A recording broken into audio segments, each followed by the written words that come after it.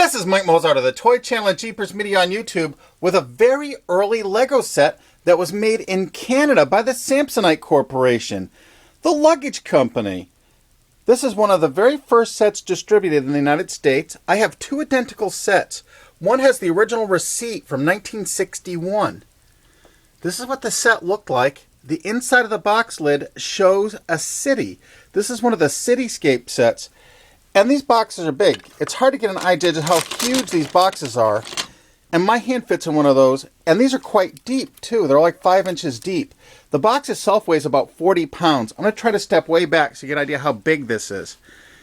This is huge. It's absolutely enormous. Now, this is before they had the trees that everyone's familiar with. These are original Lego trees as sold and distributed in the United States. These systems were electrified. They actually had light-up bricks, and the bricks lit up with these odd light bulbs that look like little fuses inside. And they came with signs. Now here, I'll get a little close-up of the city here.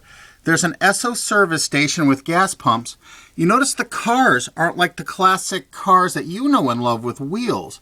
These are more like Hot Wheels cars. They didn't introduce those until 61 or 62 in the United States. I have a substantial collection of original Lego cars. I actually have about 50 different ones. Some of these are made of metal. They actually made some of these in metal and some in plastic, but they all had metal wheels like this. These are actually quite collectible just by themselves when they turn up. Some of these are actually very rare because they were in limited sets or they changed them during their production. Little tow truck with a real hook on the back of it. It's actually really cute. You can also tell these sets, if you don't see wheels in the directions of a set like this, the add-on wheels, it's probably before 1962, because by 62 I think they put them in all the wheeled sets. This has the unusual two-stud macaroni pieces, which are kind of unusual for this time period. Here's the gas pumps. I'm missing one of the pumps. It's in there somewhere. I didn't feel like digging it out. But it's quite a set here. I'm going to put this board down so you can see how big it is. It's huge. I'm actually considering building this so you can see what the city looks like set up. I have two of these. One was never built, so I know I have a complete set with all the pieces.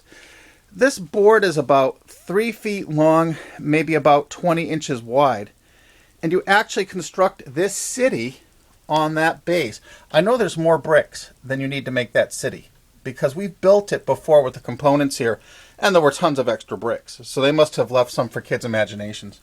Plus, they give alternative layouts for building different cities. It's quite interesting. I mean, if people are interested, I guess I could build this. It takes a long time to build this set.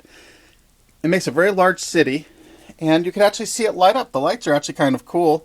And it's kind of interesting that they have these Esso gas stations, which were really kind of an American and Canadian thing. Here, I'll give another look. Did they have Esso in the UK or overseas?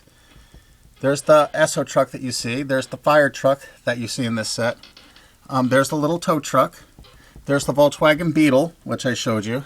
I have another set similar to this that I think is an 825 that has little motorcyclists driving around. And they actually had different Lego people before the Lego people that you know and love today. I'll have to make a video about all the earlier Lego people, which were actually kind of interesting in and of themselves. Any more Lego things? I have the ultimate collection of Lego things. I could put these together, but it takes quite a while. Just let me know in the comment section. Mike Mozart of the Toy Channel and Jeepers Media on YouTube.